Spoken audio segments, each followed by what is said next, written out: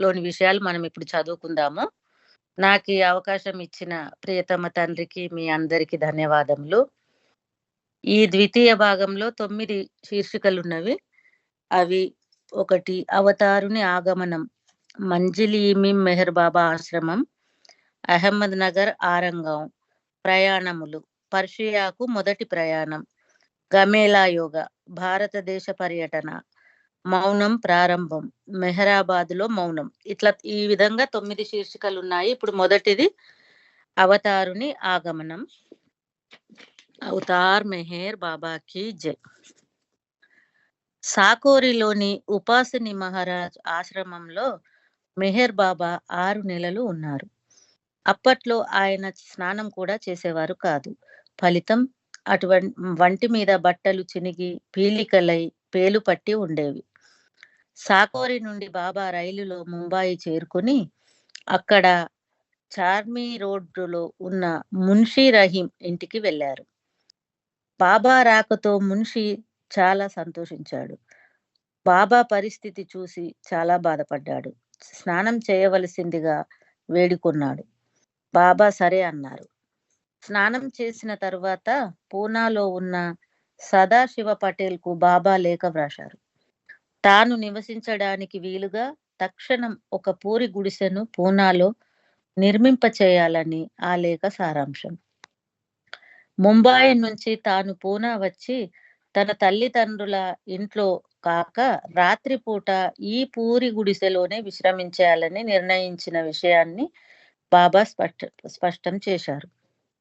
ఆ తర్వాత మున్షీతో కలిసి మెహర్ బాబా డాక్టర్ ఘని డిస్పెన్సరీకి వెళ్లి వైద్య వృత్తి ఎలా నడుస్తోందని వాకప్ చేశారు. తన దగ్గరికి చాలా తక్కువ మంది రోగులు వస్తున్నారని, అందువల్ల తానెంతో నిరుత్సాహంగా ఉన్నానని డాక్టర్ ఘని బదులిచ్చారు. వృత్తిలో ఏమీ మెరుగుదల లేదని, వైద్యం అంటే విసుగు పుడుతోందని మనసులోని మాట బయటపెట్టాడు. డిస్పెన్సరీని ప్రతిరోజు పని మనుషులతో కాకుండా నీవే స్వయంగా ఊడ్చి శుభ్రం చేసుకో. నీవు మానసికంగానే కాకుండా ఆధ్యాత్మికంగా కూడా ఎదగగలుగుతావు. నీ ప్రాక్టీసు కూడా అభివృద్ధి చెందుతుంది అని మెహర్ బాబా ఆయనకు హితువు చెప్పారు. డాక్టర్ ఘని బాబా సూచన ప్రకారం తన డిస్పెన్సరీని తానే శుభ్రం చేయసాగాడు. దాంతో ఆశించినట్టుగా కాకపోయినా కొంత మార్పు కొద్ది నెలలలోనే కనిపించింది. మెహర్ బాబా మాండ్వా వెళ్లాలన్న తన కోరికను మున్షీకి చెప్పారు. పూనా, లోనావాలాలో ఉన్న కొంతమంది వ్యక్తులకు తాను తలపెట్టిన ఈ ప్రయాణంలో తమ వెంట రావాలని టెలిగ్రాములు ఇవ్వమన్నారు. మున్షీ, డాల్వి, లతీఫ్, గుస్తాజీ, బైలీ, గని, అబ్దుల్లా, హరుణ్ జఫర్లతో పాటు బాగా పాటలు పాడే ఒక గాయకుడిని వెంట పెట్టుకొని 1922 జనవరి 23వ తేదీన పోస్టల్ స్టీమర్‌లో మెహర్ బాబా ముంబాయి నుండి మాండ్వాకు బయలుదేరారు. ఆఖరి క్షణంలో ఇద్దరు ముస్లింలు ఎస్ఎం ఉస్మాన్, రంజు అబ్దుల్లా కూడా బాబా బృందంలో చేరారు.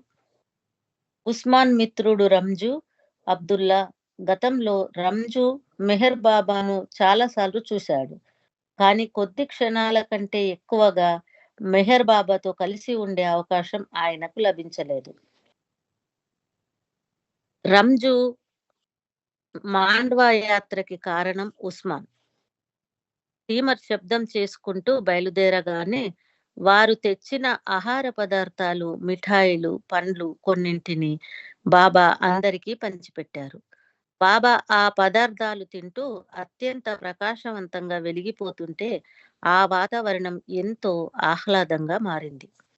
ముంబాయి నగర పొలిమేరలు దాటుతుంటే బృందం సభ్యుల్లో ఒకరు ముంబాయి పట్టణంలోని అతిపెద్ద భవనాలను, సముద్ర తీర అందాలను, తదితర విశేషాలను అతిగా పొగడడం ప్రారంభించాడు. మెహర్ బాబా కూడా పట్టణ గొప్పదనాన్ని అభివర్ణించారు. అంతలోనే మాట మారుస్తూ ఏది గొప్ప? మనం చూసే దృశ్యం గొప్పదా? లేక ఆ దృశ్యాన్ని చూసేవాడా? అని ప్రశ్నించారు బాబా. ఈ చర్చ నేపథ్యంలో మెహర్ బాబా అనేక ఆధ్యాత్మిక విశేషాలు ప్రస్తావించారు. అనేక ఆసక్తికర విషయాలను వివరించారు. దానితో ఆధ్యాత్మికత పట్ల వారి మనసుల్లో నూతన దృక్పథాలు పొడసూపాయి. కొత్త ఆలోచనలు రేకెత్తాయి. మాండ్వా రేవులో స్టీమర్ దిగి నడుచుకుంటూ డాల్వి ముందుగానే అద్దెకు తీసుకున్న బంగళాకు చేరారు. అంతా సర్దుకున్నాక పట్టణంలో వ్యాహ్యాలికి కొందరు వెళ్లారు. రంజు మాత్రం వాళ్ళతో కలవకుండా ఒక ప్రశాంత ప్రదేశంలో నమాజు చేసుకున్నాడు. బంగళాకు తిరిగి రంజు వచ్చేసరికి బాబా ఆగ్రహంగా, చిరాకుగా ఉన్నట్లు కనిపించారు. విసుగ్గా ఉన్న బాబా కొందరేమో వ్యాహ్యాలికని వెళ్లారు, మరికొందరు ప్రార్థనల్లో నిమగ్నమయ్యారు. నేను అందరి కోసం ఎదురు చూస్తూ ఒంటరిగా ఉండిపోవలసి వచ్చింది అని అన్నారు కోపంగా. ఆ మాటలు వినగానే రంజుకి బాబా ఎడల అచంచలమైన విశ్వాసం కుదిరింది. ఎందుకంటే తను ఇతరులు చూడడానికి అవకాశం లేనటువంటి ఒక మారుమూల ఏకాంత ప్రదేశంలో ఉన్నాడు. బాబా తన సమయం మొత్తం ఆ బంగళాలోనే గడిపారు. అతి సాధారణంగా బాబా పలికిన ఆ మాటలు రంజుకి మెహర్ బాబా సర్వజ్ఞతను అనుభవంలోనికి తెచ్చాయి. మరొక సందర్భంలో మన్ష్ మున్షీజీ ఇంటి వద్ద ఒకనాటి ఉదయం బాబా తన సర్వజ్ఞతను ప్రదర్శించారు. చాలా దూరంగా కొంతమంది స్నేహితులు ఒకరితో ఒకరు చౌకబారు భాషలో వేలాకోలాలు మాట్లాడుకుంటున్నారు. అంతలో ఒక మనిషి హఠాత్తుగా పరిగెత్తుకుంటూ వారి వైపు వచ్చాడు. అతను బాబా దగ్గర నుంచి ఒక సందేశం తెచ్చాడు. అది అర్థం లేని వాగుడు ఆపేయండి వెంటనే. ఇలా మాట్లాడుకోవడానికి సిగ్గు వేయడం లేదా మీకు? ఇంతకంటే మంచి మాటలు మాట్లాడుకోవడానికి లేకపోతే వెంటనే ఇక్కడి నుంచి వెళ్ళిపోండి. మీ ముఖాలు మళ్ళీ నాకు చూపించకండి. బాబా పరోక్షంలో కూడా తమ మాటలు, చేతల పట్ల జాగ్రత్తగా ఉండాలని మండలి వాళ్ళకి ఒక మంచి గుణపాఠం నేర్పింది ఈ సంఘటన. మాండ్వాలో మధ్యాహ్న భోజనానంతరం ఒక ప్రఖ్యాత సితార వాయిద్యకారుడు సితారపై అద్భుతంగా సంగీతాన్ని వాయించాడు. ఈ సంగీత మాధుర్యంలో అత్యంత ఆనందంతో అబ్దుల్లా జాఫర్ ఏడవడం ప్రారంభించాడు. అలాగే లతీఫ్ ఆనంద పారవశుడై లయబద్ధంగా నాట్యం చేయడం ప్రారంభించాడు. ఆ నాట్యంలో ఎంతో ఎత్తుకు వేగంగా ఎగరటం మొదలుపెట్టాడు. నాట్యంతో ఆయన దేహ కదలికలు ఎంతో ఆవేశపూరితంగా మారి ఒక సందర్భంలో దేహమంతా కంపిస్తుండగా తనను తాను మరిచిపోయాడు.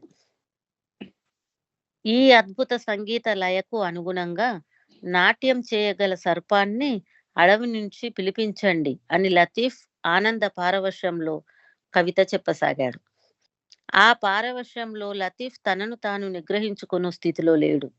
మెహర్ బాబా ఆయనకేసి నిశితంగా చూసి సితార వాదన కొనసాగించకండి లేకపోతే సితార వాదన కొనసాగించండి లేకపోతే లతీఫ్ ప్రాణానికే ప్రమాదం అని అన్నారు. సితార పండితుడు వృద్ధుడు సితార రాగ కొనసాగిస్తూ నెమ్మదిగా స్వరస్థాయిని తగ్గించాడు. లతీఫ్ నాట్య తీవ్రత కూడా తగ్గుముఖం పట్టింది. లతీఫ్ అనుభవించింది మత్తు కాదని నిజమైన పారవశ్యం అని మెహర్ బాబా పేర్కొన్నారు. లతీఫ్ సంగీత మాధుర్య తరంగాల తాకిడికి ప్రభావితుడు అయ్యాడు. అందువల్ల పురివిప్పిన నెమలిలా నాట్యం చేయవలసిందే. అరుదైన ప్రజ్ఞగల గాయకుడే అటువంటి మహత్తర గాన తరంగాల్ని సృష్టించగలడు. ఆ సంగీత మాధుర్యం తగిన రీతిలో ఉన్నప్పుడే అట్టి ప్రభావాన్ని ఇస్తుంది. శబ్దం ప్రాణం తీయగలదు, పోయిన ప్రాణాన్ని నిలబెట్టగలదు అని బాబా విశదీకరించారు. మెహర్ బాబా మాండ్వాలో కొద్ది రోజులు ఉన్నారు. ఇక్కడ ఉన్న రోజుల్లోనే తనను తాను భగవద్ అనుభవాన్ని పొందిన గురువుగా, సద్గురువుగా, కుతుబ్గా పేర్కొన్నారు. అలాగే ప్రప్రథమంగా శిష్య బృందం గురించి బాబా ఇలా ప్రస్తావించారు. ఆది నుండి నాకంటూ కొంతమంది స్త్రీ పురుషుల పరివారం నిర్దిష్ట సంఖ్యలో ఉంది. రాబోయే కొద్ది రోజుల్లోనే వీరు ఆఖరుదైన సత్యానుభవాన్ని, జ్ఞానాన్ని పొందుతారు. కొన్ని లక్షల మందిలో ఒక్కడే పరిపూర్ణుడు అవుతాడు. సద్గురువు కావాలంటే ఎన్నో ఊహలకందని కష్టాలు, బాధలు అనుభవించి తీరాల్సిందే. సద్గురువు అనంతత్వపు అనుభవాన్ని అనగా భగవత్ చైతన్యాన్ని తనతో తరతరాల అనుబంధం ఉన్న వారికి సరియైన సమయంలో రెప్పపాటు కాలంలో కలిగించగలడు అని బాబా వివరించారు. ఈ విషయాన్ని మరింత స్పష్టం చేయడానికి బాబా ఇలా చెప్పారు. అకస్మాత్తుగా ఒక వ్యక్తి ధనవంతుడు అయ్యాడని అనుకుందాం. ధనవంతుడైన తరువాత ఎంతటి ఉదార దాన గుణం కలవాడికైనప్పటికీ ప్రపంచంలో ఉన్న ప్రతి పేదవానికి తాను సంపాదించిన ధనాన్ని విరాళంగా ఇవ్వలేడు. అయితే ఆ ధనవంతుడు తను ఎంచుకున్న అత్యంత సన్నిహితులైన కొందరికి మాత్రమే తన సంపదను అందజేస్తాడు. ఈ విషయమై ఇంకా ఇలా వివరించారు బాబా. ఉదాహరణకు, ఈ ధనవంతుడు తన కారులో ప్రయాణం చేస్తూ ఉంటే మార్గమధ్యంలో రోడ్డు పక్కనే ఒక్క పైసా కూడా లేని పేదవాడు కంట కంటబడ్డాడనుకోండి. అప్పుడు అతన్ని పట్టించుకోకుండా అయినా వెళ్ళిపోతాడు. లేదా ఆగి ఎంతో కొంత డబ్బు ఇచ్చి తన దారిని తాను వెళ్ళిపోతాడు. అలా కాకుండా ఆ ధనవంతుడు తన మార్గంలో ఒక పేదవాడిని చూసి అతనెవరో కాదు, ఎన్నో రోజులుగా విడిపోయి తప్పిపోయిన తన సోదరుడే అని కనుగొంటే ఆ ధనవంతుడు ఎలా స్పందిస్తాడు? సంపాదనే లక్ష్యంగా చేసుకున్న ప్రయాణాన్ని కూడా కొంతసేపు లక్ష్య పెట్టకుండా కారును ఆపి ఆ పేదవాడు పెదవి విప్పి ఏమి అడగక ముందే అతన్ని తన కారులో ఎక్కించుకొని తనింటికి తీసుకువెళతాడు. అతడి జీవితాన్ని సుఖమయం చేస్తాడు. ఆధ్యాత్మిక మార్గంలో కూడా సరిగ్గా ఇలాగే జరుగుతుంది. భగవద్జ్ఞానం అనే బహుమతి పొందాలంటే ఆ వ్యక్తికి సద్గురువుతో అత్యంత సన్నిహిత సంబంధం అవసరం. ఇటువంటి ఆధ్యాత్మిక అనుబంధం నాకు బాబా జాన్ బాబా జానుకు ఉండబట్టే నేను ఏమీ అడగకుండా, కష్టపడకుండా, ఏమాత్రం ఎదురు చూడకుండానే ఆమె నాకు నేనిప్పుడు అనుభవిస్తున్న దైవానుభవాన్ని అందజేసింది. నేను ఇట్టి సన్నిహిత ఆధ్యాత్మిక అనుబంధం ద్వారానే ఈ అనంత ఆధ్యాత్మిక సంపదను రానున్న అతి కొద్ది కాలంలో నా ప్రథమ శిష్య గణంలోని 12 మంది శిష్యులతో పంచుకుంటాను. ఈ విషయం విన్న ప్రతి ఒక్కరూ బాబా చెప్పిన 12 మంది అదృష్టవంతులైన మండలి సభ్యులలో తాను ఒకడినా కాదా అని ప్రశ్నించుకున్నారు. భగవత్ చైతన్యం పొందిన గురువుగా బాబా తనను తాను స్పష్టపరిచిన తరువాత బాబాను ప్రతి ఒక్కరూ ఎంతో గౌరవంతో తమ గురువుగా పేర్కొనడం ఆరంభించారు. మాండ్వాలో మొత్తం 3 రోజులున్నారు. జ్ఞానార్జనతో పాటు ఆనందభరితంగా కాలం గడిచింది. బాబా బృందం జనవరి 26న ముంబై తిరిగి వచ్చి మున్షీ రహీం ఇంట్లో బస చేసింది. త్వరలో పూనా వెళ్తాను. అక్కడ కట్టిన పూరి గుడిసెలో కొంతకాలం ఉండి వచ్చిన తరువాత నేను నా కార్యక్రమాలన్నింటికి ముంబాయిని కేంద్ర స్థానంగా చేసుకుంటానని మెహర్ బాబా మున్షీతో అన్నారు. అయితే మున్షీ మాత్రం బాబాతోనే ఉండాలని ఆకాంక్షించాడు. కొంతకాలం ఓపిక పట్టు, ముంబైలోనే ఉండు అని బాబా ఆదేశించారు. ఆ పిదప సాయంకాలం చార్మి రోడ్డు గార్డెన్ కి మెహర్ బాబా వ్యాఖ్యాలకి వెళ్లారు. బాబాతో మాండ్వా వెళ్లిన వారందరూ ఆయన చుట్టూ చేరారు. అలా వారితో బాబా మాట్లాడుతూ, మీకు వ్యక్తిగతమైన ఇబ్బందులు ఏమైనా ఉంటే చెప్పండి అందరి ఎదుట అడిగారు. అలాగే ప్రతి ఒక్కరిని ఉద్దేశించి వారి వ్యక్తిగత సమస్యల్ని వెల్లడించమన్నారు. రంజు అబ్దుల్లా తన బాధలన్నింటినీ బాబా ముందు ఉంచాలని అనుకున్నాడు. కానీ బాబా ఇచ్చిన ప్రవచనాన్ని విని ఎంతో ప్రభావితుడై తన వ్యక్తిగత సమస్యలను బాబాకు చెప్పి ఆయనను విసిగించడము ఎందుకని భావించి నోరు విప్పలేదు. ఆశ్చర్యం ఏమిటంటే రంజూని మాత్రం అతని వ్యక్తిగత సమస్యలు ఏమిటని బాబా ప్రశ్నించలేదు. అయితే రంజు స్నేహితుడైన ఉస్మాన్ బాబాకు ఆ విషయమే గుర్తు చేయగా, అతడు నాతో రేపు పూనా వస్తున్నాడు. అతని విషయాలు నేను చూసుకుంటాను అని అన్నారు బాబా. మర్నాడు ఉదయాన్నే మెహర్ బాబా, గుస్తాజీ, ఘని, వెయిలి, రంజు రైలులో పూనా బయలుదేరారు. రంజు మాత్రం తాను నివాసం ఉంటున్న లోనావాలా వరకు మాత్రమే బాబాతో కలిసి ప్రయాణించాడు. రైలు ప్రయాణంలో మండలి ఏర్పాటు గురించి తిరిగి ప్రస్తావనకు వచ్చింది. మండలి ప్రాముఖ్యత గురించి బాబా ఇలా వివరించారు. ప్రతి సద్గురువు యొక్క మండలిలో 12 మంది ముఖ్యమైన పురుషులు ఉన్న మరో 2 మహిళలు కూడా ఉంటారు. వారితో ఆ సంఖ్య 14 అవుతుంది. ప్రతి ఒక్కరికి వారి నీడలా మరొకరు ఉంటారు. అలా ప్రతి సద్గురువుకు 14 మంది సభ్యులు, తిరిగి వారి నీడలా ఉండే వ్యక్తులు మరో 14 మంది, మొత్తం 28 మంది ఉంటారు. మొదటి 14 మంది వ్యక్తులు తప్పనిసరిగా సద్గురువులలాగా భగవత్ స్థితి పొందిన వారై ఉంటారు.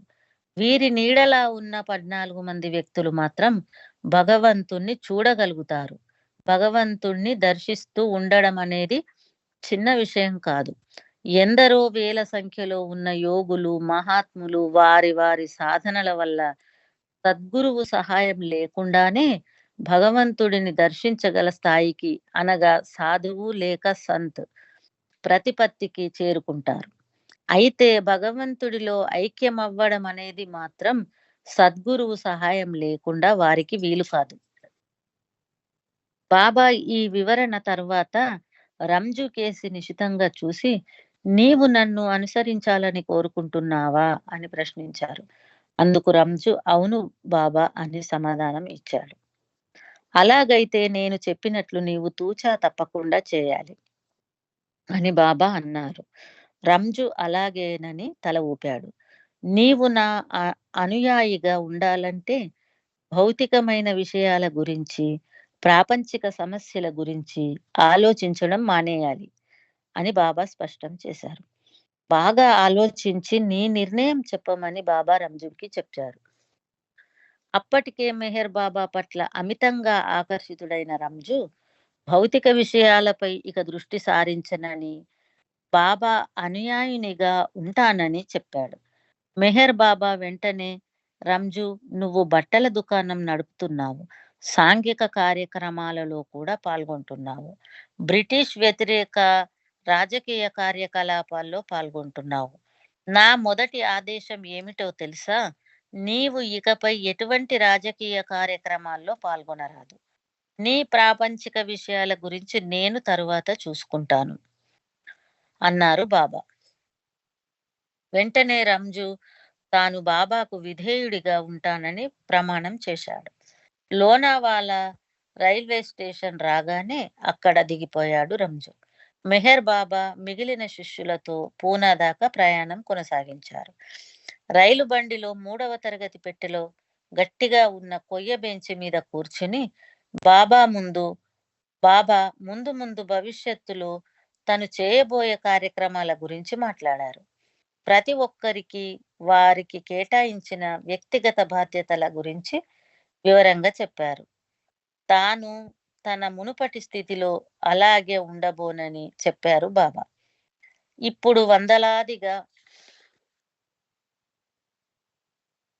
వందలాదిగా మనుషులు తన దర్శనం కోసము జోపిడికి వస్తారు.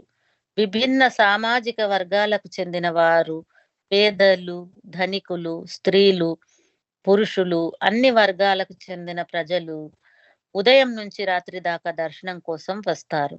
నాకు నాకు క్షణం కూడా విశ్రాంతి ఉండదు అన్నారు బాబా. ఆ పిదప బాబా కొన్ని ఆధ్యాత్మిక వివరణలు ఇచ్చారు. తన ఆధ్యాత్మిక స్థితి గురించి వ్యాఖ్యానించారు. భవిష్యత్తులో తను ఆచరించవలసిన దైవిక బాధ్యతల గురించి చెప్పారు. వాటి వల్ల తనకు కలిగే నష్ట కష్టాల గురించి వివరించారు. ఆ పిదప బాబా కొన్ని ఆధ్యాత్మిక వివరణలు ఇచ్చారు. తన ఆధ్యాత్మిక స్థితి గురించి వ్యాఖ్యానించారు. బాబా ఉత్తరం ద్వారా కోరినట్లు సదాశివ్ పటేల్ పూనాలోని చతుర్ సింగ్ జీ ప్రాంతంలో గల ఫెర్గూసన్ కాలేజీ రోడ్డులో ఒక పూరిపాకను నిర్మించాడు. ఈ పూరి గుడిసెలో ఒక బీడు భూమిలో చుట్టూరా మామిడి చెట్లు, సీతాఫల్ చెట్లు ఉన్న ప్రాంతంలో కట్టాడు. బాబా పూనా రావడంతోనే సదాశివ్ పటేల్ ఆయన్ని నేరుగా గుడిసె వద్దకు తీసుకువచ్చాడు. ఆ గుడిసె నిర్మాణం తీరు చూసిన బాబా, శభాష్, బాగా చేశావు అని సదాశివ్ పటేల్‌ను అభినందించారు. బాబా వెంటనే అదే రోజు అనగా 1922 జనవరి 27వ తేదీన ఈ గుడిసెలో తన నివాసాన్ని ఏర్పరుచుకున్నారు. ఈ స్థల యజమాని బాబాకు చిన్నతనంలో సహ విద్యార్థి కావడంతో బాబానే స్వయంగా ఇక్కడ ఉంటున్నారని తెలిసి ఈ స్థలానికి అద్దె ఇవ్వడం అవసరం లేదని చెప్పాడు. ఈ బీడు భూమిలో బాబా నివాసం ఉండడంతో ఆ దారిన వచ్చి పోయే వారితో ఈ ప్రాంతం అంతా ఎంతో సందడిగా వ ఒక పండగ వాతావరణం నెలకొన్నట్లుగా ఉండేది. వెదురు బొంగులు, గడ్డి, మట్టి గోడలతో 10 అడుగుల పొడవు, 5 అడుగుల వెడల్పుతో ఈ పురి గుడిసెను సదాశివ్ పటేల్ నిర్మించాడు. బాబా రాత్రిళ్ళు మాత్రమే ఈ పూరి గుడిసెలో విశ్రాంతి తీసుకునేవారు. ఆ సమయంలో లోపలికి ఎవరినీ అనుమతించేవారు కాదు. పగటిపూట దగ్గర్లోని చెట్టు కింద నీడలో కూర్చుని తన కోసం వచ్చిన వారిని కలిసేవారు. హిందూ, ముస్లిం మతాలకు చెందిన భజనలు, గజల్స్ పాడుతుండేవారు. గిల్లి, గిల్లి గిల్లి దండ, ఆత్యాపాత్య లాంటి ఆటలు ఆడేవారు. ఆధ్యాత్మిక విషయాలు, దేవుని తెలుసుకునేందుకు మార్గ అన్వేషణ వంటి విషయాలు చర్చించేవారు. మొదట్లో బెయిలీ మాత్రమే రాత్రిళ్ళు వాచ్‌మెన్‌గా ఉండేవాడు. తరువాత అర్జున్ సుపేకార్ కూడా వాచ్‌మెన్‌గా ఉన్నాడు. తెల్లవారుజామునే బాబా కోసం టీ, పలహారం కస్బాపేట నుంచి ఖోదాదాడ్ ఫర్హాద్ ఫర్హాద్ ఇరానీ అనే అతను తీసుకొచ్చేవాడు. బాబా ఆయన్ని నెర్వస్ అని మారుపేరుతో పిలుస్తుండేవారు. ఉదయం 9 గంటలకల్లా కస్బాపేట నుంచి అర్జున్ తదితర మిత్రులు కూడా బాబా ఉండే ప్రాంతానికి వచ్చి భజనలు చేసేవారు. భక్తి గీతాలు పాడేవారు. 10:30కు బాబా శిష్య బృందంతో కలిసి కస్బాపేటకు కొన్ని మైళ్ళ దూరంలో ఉన్న కల్లు దుకాణానికి నడుచుకుంటూ వచ్చి తనకు వచ్చిన ఉత్తరాలను తీసుకువెళ్ళేవారు. అలానే కొంచెం దూరంలో 765 బట్లర్ మొహల్లా ప్రాంతంలో ఉన్న తన సొంత ఇంటికి మధ్యాహ్న భోజనం కోసం నడుచుకుంటూ వెళ్ళేవారు. తన తల్లి, తండ్రి, సోదరులు, చిన్న చెల్లెలు మణిజాతో కొంతసేపు కాలక్షేపం చేసి తిరిగి తన కుటీరానికి వచ్చి ఆ రోజున వచ్చిన దినపత్రికలు తిరగేసేవారు. తనకు వచ్చిన ఉత్తరాలకు జవాబులు క్లుప్తంగా బైలీకి చెప్పేవాడు. సాయంత్రం పూట ఆయన శిష్య బృందం బాబా కుటీరానికి వచ్చి ఆటలు ఆడేవారు, పాటలు పాడేవారు. బాబా కూడా వారితో కలిసి పాడేవారు. డోలక్ వాయించేవారు బాబా. ఆ తర్వాత టీ, మిఠాయిలు, పండ్లు ప్రసాదంగా పంచిపెట్టేవారు. 7:30 వచ్చిన వారంతా వెళ్ళిపోయేవారు. మండలి మాత్రం మరొక గంట సేపు ఉండేవారు. రాత్రి 9 గంటల ప్రాంతంలో మాసాజీ తెచ్చిన భోజనం బాబా తినేవారు. బెయిలీ లేదా అర్జున్ రాత్రి కాపలా డ్యూటీలో ఉంటే మిగిలిన అందరూ వారి వారి ఇళ్లకు తిరిగి వెళ్ళిపోయేవారు. జోపిడీలోనికి బాబా, బైలీ ప్రవేశించారు. లోపలి నుండి తలుపు వేసుకున్నారు. పలచగా ఉన్న పరుపు మీద బాబా పడుకొని దుప్పటి కప్పుకున్నారు. కిరోసిన్ దీపం వెలుగులో బైలీ కొన్ని గంటల పాటు తన ప్రాత పని చూసుకున్నారు. ప్రతి గురువారం మెహర్ బాబా కస్బాపేటలో ఉన్న పాత దైవ మందిరం దగ్గరకు వెళ్ళేవారు. అక్కడికి ఆయన శిష్య బృందం కూడా చేరేవారు. జై బాబా! జై బాబా వదిన. జై బాబా. హ్మ్. జై.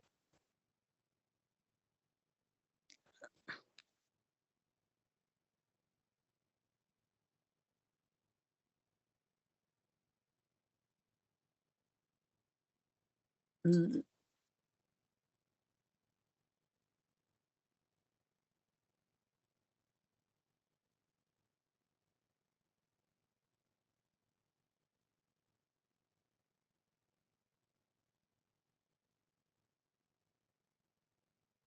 మనకు ఒక అదృష్టం ఏంటంటే, ఏదో ఇట్లా స్టోరీ లాగా గాకుండా, అక్కడ జరిగింది జరిగినట్టు మాటల ద్వారా ఏ ఏమేం జరిగిందో అదిగా మొత్తం అదే విధంగా ఏదో ఆహ్, కు ఇట్లా మొత్తం టోటల్‌గా స్టోరీ లాగా రాయకుండా ప్రతి ఒక్క విషయం ఇప్పుడు ఎవరి నోటి నుండి ఎలా వచ్చిందో ఆ మాట తీరు అలాగనే వ్రాసారు.